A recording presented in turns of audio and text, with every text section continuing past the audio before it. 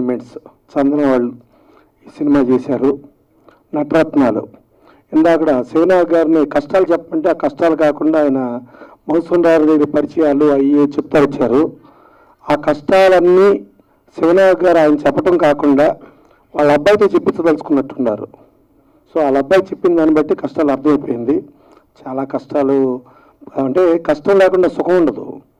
ఒక స్టీల్ని కూడా కొలిమిలో పెట్టి కాలిస్తే అది స్వాడ్ అవుతుంది, ఖడ్గం.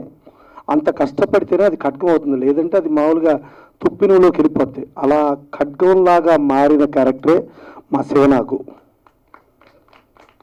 ప్లస్ శివనాగుకి సరే ఆయన సినిమాలకి వాళ్ళ సముద్ర గారి కాడి నుంచి, రవికుమార్ చౌదరి గారి కాడి నుంచి, మన రాజేశ్వరి కాడి నుంచి ఇంతమంది వచ్చారంటే కేవలం ప్రేమ ఆప్యాయత వచ్చారు. తను సంపాదించుకున్న ఆస్తి వీళ్ళు ప్రేమ ఆప్యాయతలే.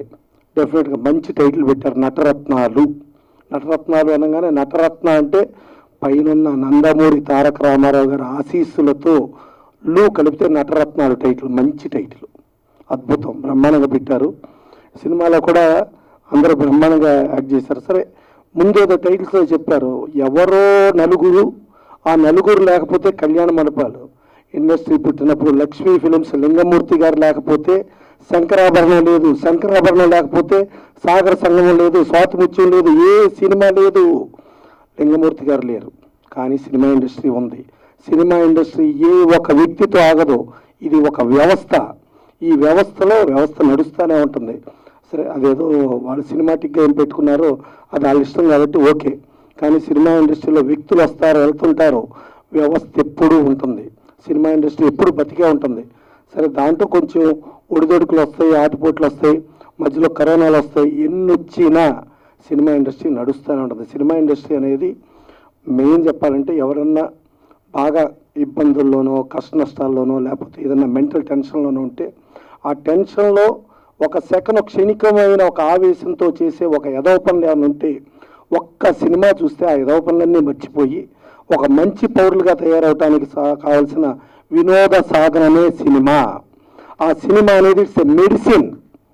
అదే ఇప్పుడు మన సుప్రీం డాక్టర్ చదివా అన్నాడు, నువ్వు డాక్టర్ చదివి మామూలుగా కొద్ది మంది వ్యక్తులకు నువ్వు డాక్టర్గా సేవ చేయగలవు, కానీ మా సినిమా ప్రపంచానికే డాక్టర్, అది ఎంతోమందికి ఎంటర్టైన్మెంట్. సో అలాంటి సినిమా ఇండస్ట్రీ, దీంట్లో ఇంతమంది వచ్చి ఎంతమందిగా మా సాయిరత్నం ఆయన ప్రొడక్షన్ చేసే రోజుల్లో ఆయన చాలామందికి ఆదర్శంగా నిలిచేవాడు.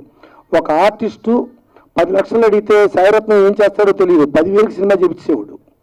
సో అంత టాలెంట్ కలిగిన వ్యక్తి, సూపర్ గుడ్ ఆ సంస్థ నుంచి ఉన్నాడు. వాళ్ళ అబ్బాయి కూడా హీరో చేశాడు. అమ్మ నువ్వు పైకి రా, అమ్మ దా, నువ్వు రా పైకి రా, నువ్వు పైకి రావద్దు అనుకున్నావు ఏంటి, రా. సో ఇంతమంది ఆశీస్సులు, ఇంతమంది ప్లస్ మా శివనాగ్ గారు రకరకాల ప్రయోగాలు చేస్తారు, రకరకాల మనుషులతో ఆర్టిస్టులుగా చేస్తారు. ఆయన కూడా లాస్ట్ టైం దేవినేని సినిమాలో చలసాని వెంకటరత్నం గారి వేషం నాతో వేయించాడు ఆయన దేవినేనిగా. దాంట్లో నందమూరి తారకరత్నం గారు చేశారు.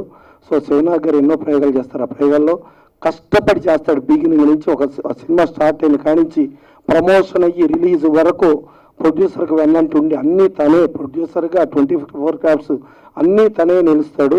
ఇవాళ చంటి గారు వీళ్ళందరితో కూడా కంటిన్యూగా ఎదుగుతున్నాడు. డెఫినెట్గా ఈ సినిమా హిట్ అయ్యి వీళ్ళందరికీ ఆర్టిస్టులకి టెక్నీషియన్స్కి వీళ్ళందరికీ పేర్లు వచ్చి మంచి పేరు వచ్చి, మా డైరెక్టర్లు మాత్రం నటులు అవ్వద్దు, డైరెక్టర్గానే మిగలాలి. ఎందుకంటే డైరెక్టర్లు అయితే క్యాప్టెన్ ఆఫ్ ది షిప్, మంచి మంచి సినిమాలు చేయగలాలి. మళ్ళీ మాకు ఇంకో యజ్ఞం రావాలంటే మా రవికుమార్ చౌదరి ఉండాలా, మళ్ళీ ఇంకో సచివ్ రావాలంటే మా సూర్యకిరణ్ ఉండాలా. అప్పుడప్పుడు మీరు రిలాక్స్డ్గా యాక్టింగ్ చేయండి, కానీ నటులకే ఎదిరిండి అవకాశం. మీరు గొప్ప గొప్ప సినిమాలు మళ్ళీ డైరెక్టర్లుగా చేయాలి. సోనియా గారి వీళ్ళందరూ మీకు నుంచి ఎక్కువ మంది చెరగొట్టకండి, వాళ్ళు డైరెక్టర్గానే ఉంచండి, ఓకేనా. ఈ సినిమా చాలా పెద్ద హిట్ అవ్వాలి మనస్ఫూర్తిగా కోరుకుంటూ సెలవు తీసుకోండి.